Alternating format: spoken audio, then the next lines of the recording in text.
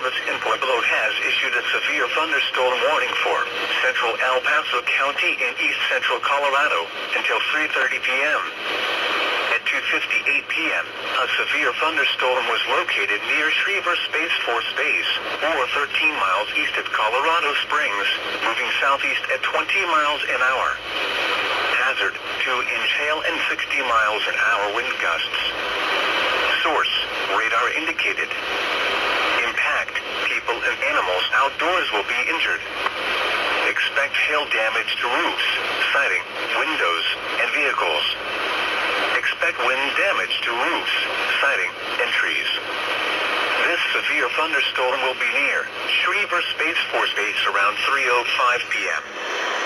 Other locations in the path of a severe thunderstorm include Ellicott. For your protection, move to an interior room on the lowest floor of a building.